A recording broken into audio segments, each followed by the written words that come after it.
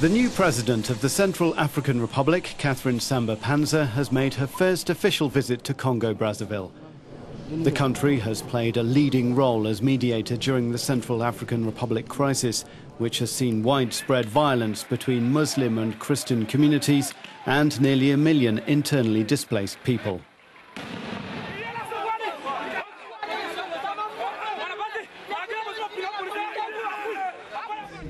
Euronews met the new interim president and asked her about her vision for the future of this troubled African state. Welcome to Euronews, President Samba-Panza. Thank you for agreeing to talk to us as your country goes through one of the most serious crises the African continent has seen in recent years. So the first question is, the International Criminal Court has launched an inquiry into war crimes in the Central African Republic. Will you be cooperating with the ICC inquiry?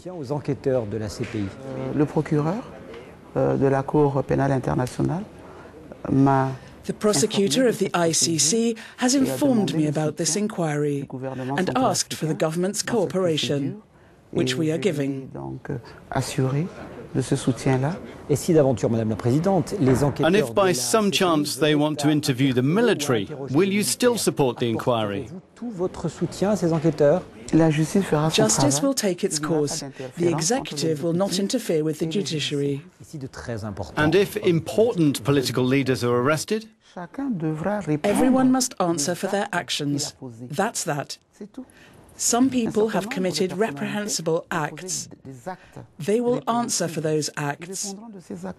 I will not protect highwaymen or crooked politicians or agitators who have led this country into the current situation. I will not protect anyone. Everyone will answer to the International Criminal Court. Do you need more troops? Troops from France, the EU, the African Union? Absolutely. Or the UN? We need more troops. That's why I have called for a peacekeeping operation. I think we must be realistic. We don't have enough troops to be in every troubled zone where there is real insecurity. So we really do need more troops.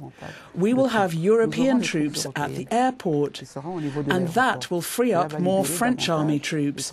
But even with freeing them up, the European troops will only be deployed in certain areas. Experience has shown us that when African or French troops withdrew from a sensitive zone, there were abuses. So we need more troops all over the territory. How long do you think it will take to restore security to Bangui? I'd say a month. Your priority today is to disarm all the militia groups? But there are so many weapons throughout the country that it is an operation that will have to be done progressively. But we are determined to disarm the militias. Why is there such violence between Christians and Muslims? These scenes of looting, lynching and murder that we've seen between two communities which used to live side by side in peace? The main cause is poverty. There is widespread, deep poverty. Young people, unemployed people are easily manipulated. So I believe that politicians played on sensibilities for their own ends. Sadly, now it has taken root amongst Muslims and Christians. It's a reality. Do you think the country needs to undergo a national reconciliation process? Yes, we need a reconciliation process. National reconciliation will be a process that comes step by step. I want to see it start at the base, with dialogue between communities, so that people in this country learn to live together again. The day we see national dialogue will really be the conclusion of all the processes that we are putting in place. There's no point in setting up massive group therapy if at the base people don't get along and can't live together. How would you answer pessimists who say the country is heading for an inevitable split? I won't cede 1 inch of my country. Really, I completely condemn all secessionist tendencies in the country, and I warn people who want to see this split. I will stand in their way. The international community has welcomed your election, as have neighbouring states and the African Union. So how do you intend to get the country out of the terrible crisis in which it's embroiled? The problems are real, the challenges are immense. The expectations of the people are huge. There are many needs to satisfy. I can't do it all in a fortnight. But having said that, I recognise the challenges ahead. I understand the hopes which have been placed in me, and I know that I have to get results. You're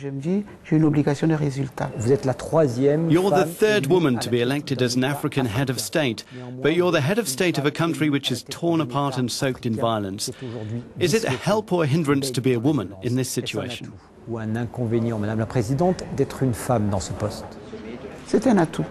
I'm proud to say that it's a help. My femininity and maternal feelings mean I can tackle certain problems with lots of realism and sensitivity.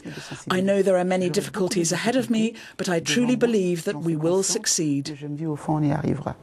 Thank you for giving us this interview, President Samba-Panza. Je vous en prie. Merci.